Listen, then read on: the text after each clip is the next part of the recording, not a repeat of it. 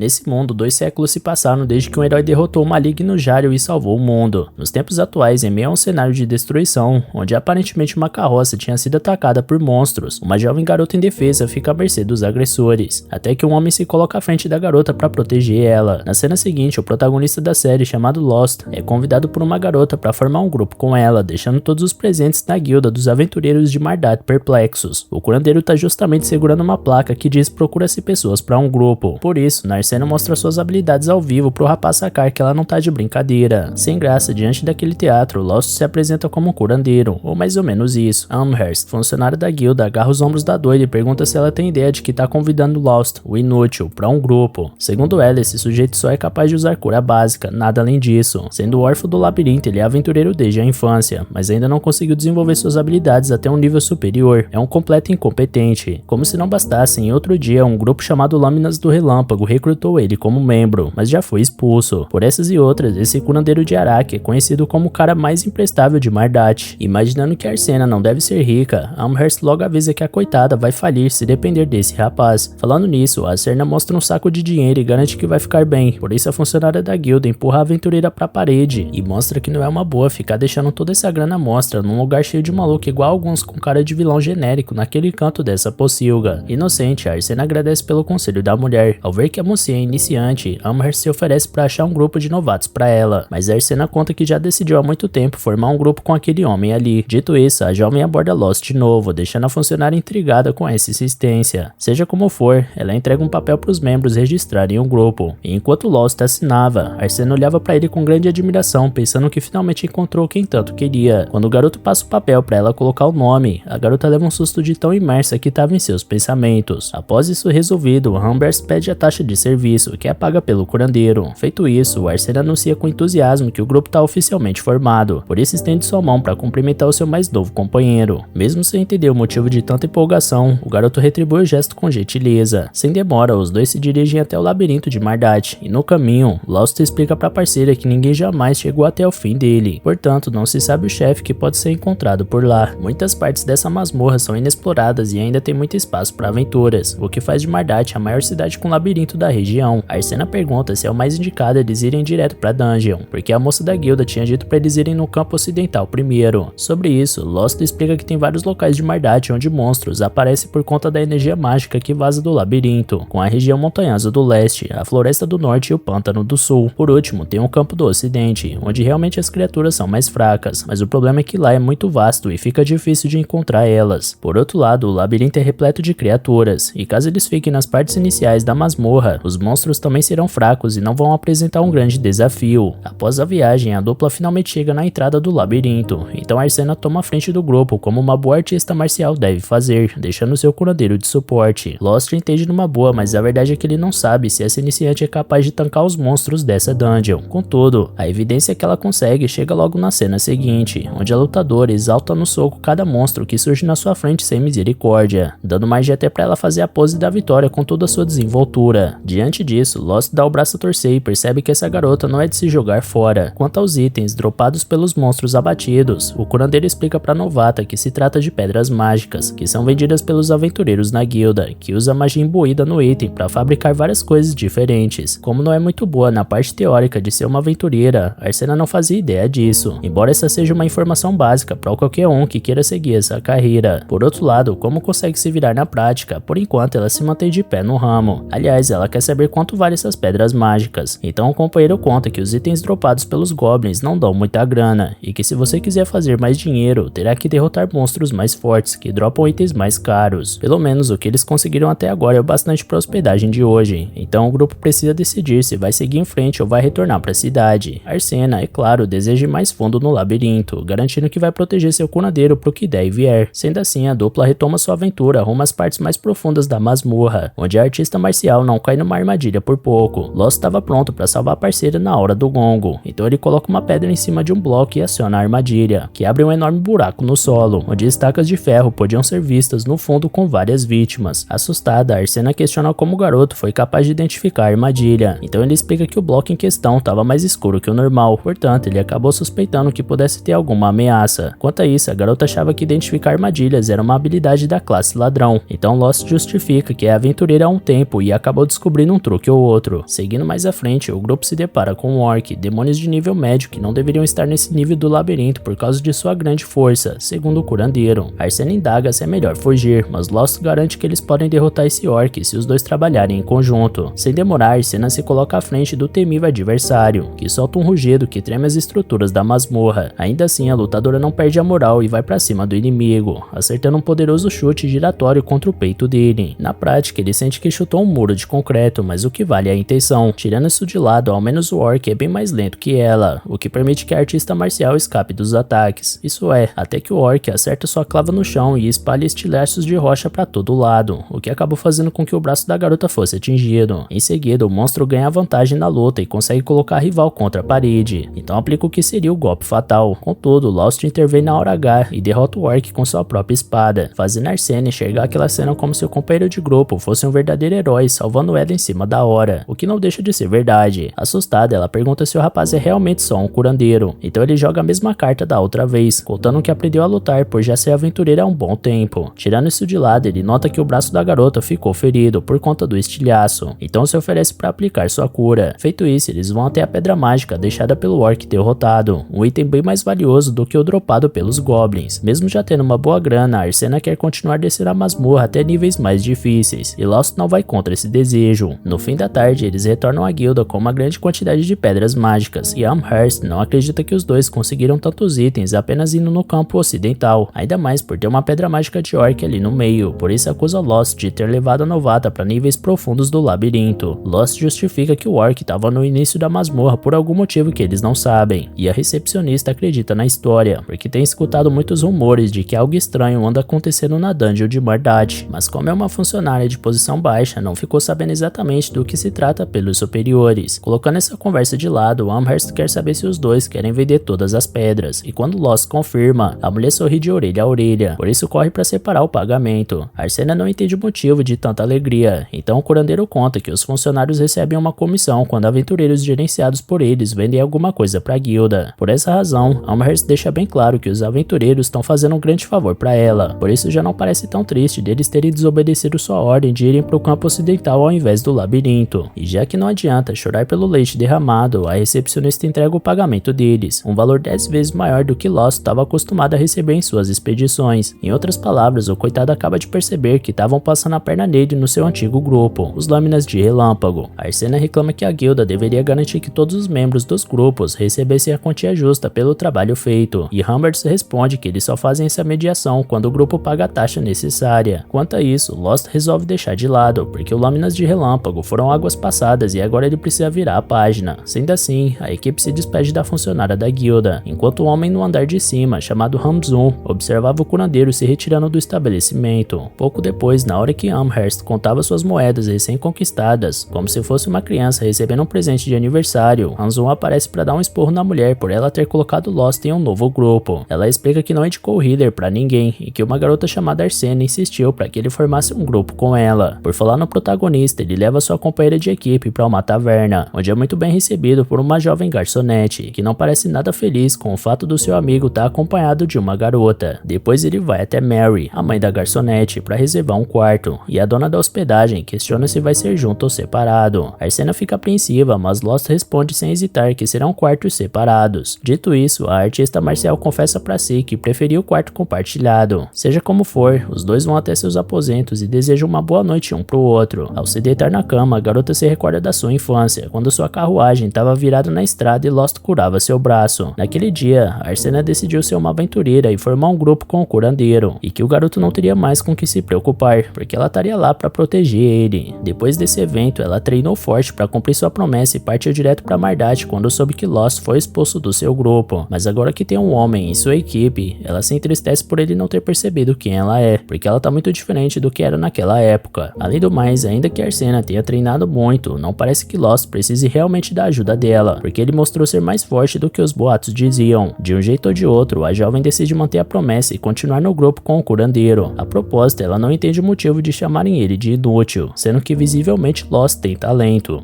No dia seguinte, em meio a um pântano, um grupo de aventureiros enfrentava uma hidra de 7 cabeças, sendo que 2 já tinham sido arrancadas. Margulos, o guerreiro com armadura dourada, se colocava à frente, embora estivesse visivelmente apreensível. Armia, a feiticeira ao lado, era a mais nervosa de todas. A gatuna do grupo, Saberia, estava ferida demais para continuar no combate, enquanto Lost socorria ela. Apesar de não possuir uma cura capaz de livrar a garota do veneno, ele poderia recuperar a força física da combatente para neutralizar ele. A Ladina reclama que o curandeiro não presta para nada. Então o guerreiro da linha de frente manda a discussão parar, porque se a restauração já foi feita, então os dois devem voltar à luta imediatamente. Apesar disso, a cura ainda não estava completa porque Lost não era capaz de curar o veneno. Como ele tinha dito, era melhor ter trazido algum antídoto, mas o líder achou que era uma poção cara demais e decidiram comprar. De toda forma, ele acha que a culpa é de Lost por ser um curandeiro inútil. Nessa hora, a Hydra volta a atacar Margulos, que bloqueia o golpe com sua espada e manda a feiticeira Armia usar alguma magia. Nisso, Armia lança uma bola de fogo, mas não faz nem cócegas contra o inimigo. O guerreiro fica irritado com os aliados e diz que todos são inúteis. Para não ter que lidar sozinho com essa missão, ele resolve bater em retirada, deixando os companheiros para trás. Armia segue os passos do Margulos e também cai fora, enquanto Lost pega a Saberia nos braços para recuar também. Na cena seguinte, somos levados até o momento em que Margulos expulsou Lost do grupo Lâminas do Relâmpago. Saberia diz que a culpa é toda do curandeiro, por eles não terem conseguido derrotar a Hydra. Então o expulso argumenta que talvez a culpa tenha sido deles também, porque estavam tão animados que ficaram acordados até de manhã e não estavam no desempenho máximo durante a luta. Margulos pergunta se o sujeito tá querendo dizer que a culpa é deles, mas não é exatamente isso que Lost disse. Saberia complementa que seria melhor perguntar pra Arma de quem foi a culpa. Sobre isso, a inocente feiticeira olha pro líder do grupo e se sente intimidada, então aponta pro curandeiro com o dedo e coloca a culpa do fracasso nele. Nesse momento, Lost acorda do sonho com um pingo de suor no rosto, então conclui que se tá sonhando com isso, deve ter se incomodado mais do que pensava. Aliás, já tinha acontecido algo desse tipo há 6 anos atrás. Naquela época, ele já era conhecido como Lost, o Inútil, mas ainda queria se tornar um aventureiro de primeira classe. Foi nessa época que outro grupo entrou em contato com ele, mas a verdade é que eles não queriam um curandeiro, e sim uma isca viva para chamar a atenção dos monstros. Para um órfão de labirinto como Lost, ser tratado assim é bastante comum, mas o que ele não esperava é que os monstros se voltariam contra o grupo que causou isso tudo e dariam fim em todos eles. Ao sair daquela masmorra, Lost ficou com trauma pelo acontecido, fora a dor de nunca ter sido reconhecido como verdadeiro aventureiro. Naquele dia ele se deparou com uma carruagem virada no meio da estrada, que estava cercada por goblins armados. Em meio àquilo tinha uma garota indefesa, então o jovem partiu para o socorro dela de forma impensada. Até hoje ele não entende direito como chegou a essa decisão repentina, ele simplesmente foi. Pode ser porque a vida de um órfão do labirinto não tem muito valor, mas se ele pudesse trocar sua vida para salvar aquela garota, então sua morte não seria inútil. Talvez fosse nisso que ele estivesse pensando. Em dado momento da luta, ele levou um golpe na cabeça e ficou desacordado. Horas depois, quando já era noite, ele acordou ao lado da garota da carruagem, além de cavaleiros da ordem que vieram ao socorro da garota e terminaram o serviço. Em outras palavras, não foi Lost quem salvou ela, o inútil continuou sendo inútil. Quanto a isso, o curandeiro dá uma breve risada de aceitação, porém a garota que foi salva agradece pela ajuda do rapaz, porque se não fosse ele, não teria dado tempo dos cavaleiros chegarem. Sem graça, Lost não soube o que responder, então curou uma ferida que tinha no braço da mocinha. Segundo ele, isso é tudo o que poderia fazer. Em seguida, ele conta a história de como foi parar ali, porque antes tinha sido jogado aos leões pelos próprios companheiros de equipe. A garota ficou horrorizada com essa atitude e começa a chorar com o nível de crueldade daquelas pessoas, e foi nesse momento que ela decidiu se tornar uma aventureira quando crescesse, e prometeu formar um grupo com o Healer. Apesar disso, após a partida da garotinha, Lost reflete que ela era filha de nobre e não tinha como se tornar aventureira, mas ainda que não tivesse ilusões sobre isso, ele se sentiu encorajado por aquelas palavras e decidiu se tornar aventureiro mais uma vez. Com isso em mente, Lost passou a treinar pesado e encontrou uma pessoa para ser sua mentora, continuando a ser um curandeiro que apenas usa seu feitiço de cura, mas que conseguiu desenvolver várias outras habilidades de aventureiro. Com a passagem do tempo, ele encontrou os membros do Lâminas de Relâmpago e se juntou ao grupo. Tendo isso em mente, Lost pensa que faz sentido que tenha sonhado com aquele evento. Se não tivesse escutado as palavras daquela jovem garota, talvez Lost tivesse desistido da carreira de aventureiro de uma vez por todas, e também não teria conhecido Narcena. E por falar nela, a mulher bate na porta do Healer nesse mesmo instante e quer saber se ele ainda tá acordado. Quando Lost abre a porta, ela convida o rapaz para tomar café da manhã com ele. Sendo assim, os dois partem juntos para dividir essa refeição. Mais tarde, eles voltam até a dungeon e decidem ir mais fundo do que da última vez. Ao seguirem a jornada, em dado momento, encontram um círculo de teleporte. Lost explica que você não os encontra em todos os labirintos, então parece que o mago colocou esse ali logo depois que esse lugar foi descoberto, mas não se sabe muitos detalhes sobre isso. Narcena quer saber se você pode ser levado para outros lugares com um negócio desses, então Lost explica que precisaria ter outro círculo de teleporte para sair, porque é possível apenas entrar em um círculo e sair por outro. Escutando isso, Narcena acha que seria muito mais fácil construir um na cidade, mas pensa que a cidade ficaria cheia de monstros se tivesse um círculo que desse diretamente para lá. O curandeiro dá uma risada e conta que na verdade, monstros não podem usar esse artifício. De toda forma, o conhecimento para criar círculos de teleporte foi perdido há centenas de anos, e por mais práticos que sejam, não há como fazer novos agora. Dito isso, a dupla se dirige até o teletransporte e é levada até o outro lado. Lá estava uma parte da masmorra bem avermelhada, ao contrário do verde que tomava conta dos níveis superiores. Agora eles estavam nos níveis intermediários, numa parte mais profunda da dungeon onde os desafios seriam mais difíceis. Por exemplo, ao enfrentar Lichs, que não possuem corpo físico, a inexperiente Narcena usa sua técnica de sempre através das artes marciais, mas não consegue atingir o alvo, por ser um monstro feito puramente de energia espiritual, portanto golpes físicos não são eficazes. Por essa razão, Lost acha melhor fugir, mas Narcena garante que pode derrotar esse oponente. Com isso em mente, a dupla elabora um plano e coloca em ação. Primeiro, o curandeiro chama a atenção do Lich e o faz seguir ele. No meio disso, Lost reflete que com treinamento suficiente, as pessoas podem ganhar controle sobre sua mana, uma energia espiritual que habita dentro de seus corpos, e artistas marciais bem treinados não são exceção. Quando seus punhos são cobertos com prana, seus socos podem destruir até seres espirituais. Nisso, Narcena realiza um soco com essa técnica e derrota o Lich. Contudo, apesar da vitória, a lutadora tinha sido ferida por conta da sua primeira tentativa de golpear esse ser espiritual. Então Lost usa um item que aumenta os efeitos da cor e solta um feitiço em cima dele, porque a pedra mágica que tem nesse item possibilita esse aumento de status. A guilda repassa pedras de aventureiros para artesãos, que as transformam em itens especiais como esse. Daí no final, esses itens voltam para os aventureiros. Após ser curada por falar em pedras mágicas, Narcena quer saber quanto eles devem faturar com a que eles conseguiram ao derrotar o Lich. Na volta para a guilda, Amherst fica de boca aberta mais uma vez por causa da quantidade de pedras que aquela dupla conseguiu, por isso pede para os dois sempre voltarem quando puderem. Na saída da guilda já à noite, Lost comenta que não imaginava que eles ganhariam tanto por aquelas pedras, e Narcena reconhece que foi uma grande surpresa. De repente, um amontoado de pessoas aparece um pouco mais à frente, onde no meio tinha dois caras brigando por alguma coisa. A dupla se aproxima para ver o que é, então Lost ressalta que essas discussões têm se tornado bastante comuns, porque aventureiros que se meteram em problemas em outro lugar têm vindo bastante para essa cidade. Sobre isso, Narcena se lembra que Amherst tinha dito algo parecido. Segundo Lost, isso é um incômodo muito grande para os aventureiros e moradores da cidade que respeitam as regras, mas resolve deixar isso de lado, porque agora é hora de comemorar a grana que eles ganharam hoje caprichando na janta. Aliás, o capricho foi tanto que já com os pratos em cima da mesa, Lost é perguntado pela Mary, a dona da taverna, se ele tem dinheiro para pagar por isso, e ele garante que sim. Ainda por cima, ele adoraria um pouco de cerveja. Narcena faz o mesmo pedido, então a filha da Mary avisa que lá eles não servem esse tipo de bebida para crianças. Narcena ameaça se revoltar, mas Lost concorda que é um pouco cedo para a companheira beber cerveja, então acaba ficando por isso mesmo. No meio da refeição, Narcena questiona o que é aquele prédio estranho que não tem portas nem janelas, porque tem vários desse pela cidade, e ela não faz ideia do que se trata. Sobre isso, Lost confessa que também ficou bastante curioso sobre eles, e se surpreendeu ao descobrir que nem os próprios trabalhadores que construíram esses edifícios sabiam dizer para que eles servem, além de nem saberem quem mandou construir eles. Disseram que o agente do proprietário apareceu com as plantas e o dinheiro, mas esse agente representava outro agente, que também era agente de outro agente e por aí vai. Diante disso, Narcena comenta que o cara que mandou construir essas coisas realmente não queria ser identificado, mas Lost não se importa, desde que não esteja prejudicando ninguém, embora preferisse que construíssem uma muralha ao redor da cidade do que esse tipo de coisa mirabolante. Narcena concorda porque a cidade pode ficar desprotegida, já que nem um fosso tem, mas ao mesmo tempo ela gosta de poder olhar até bem longe. Lost insiste que isso é péssimo para tempos de guerra, porque não tem como impedir o inimigo de entrar, mas a garota acredita que não tem motivo para se preocupar com os invasores, porque o que quer que apareça em Mardat, sejam ladrões ou monstros, os aventureiros dessa cidade serão capazes de expulsar qualquer um. Assim, depois deles voltarem para casa e se despedirem, cada um entra em seu quarto, ou melhor, Narcena até chama a atenção do companheiro para dizer algo a ele, mas resolve deixar pra lá e fingir que não era nada. Enfim, ao deitar sozinho em sua cama, a lutadora lamenta não ter conseguido dizer mais uma vez que preferia ter ficado no mesmo quarto que ele. Enquanto isso, Lost se sente bem por estar em um grupo novamente. Mesmo que ele ache que nunca mais vai encontrar aquela garotinha, ele sente que graças a Narcena, poderá continuar se aventurando por mais algum tempo. No dia seguinte, Margulis apresenta a mais nova curandeira do Lâminas de Relâmpago, e ela se chama Lyra. A Heather dá um oi pro resto do grupo, mas as outras garotas não parecem nem um pouco felizes com essa nova membro. Saberia nem olha na cara da novata, enquanto Armia tem dificuldades para dizer qualquer palavra que seja. Por outro lado, o líder tá extremamente extremamente animado, garantindo a todos que agora eles serão capazes de derrotar a Hydra. Enquanto isso, um homem velho sentado no trono questiona se a princesa adormecida tá na cidade, e seu subordinado conta que ela se juntou em um grupo com Lost. Como tá sem tempo, o velho manda o encarregado se livrar do curandeiro inútil.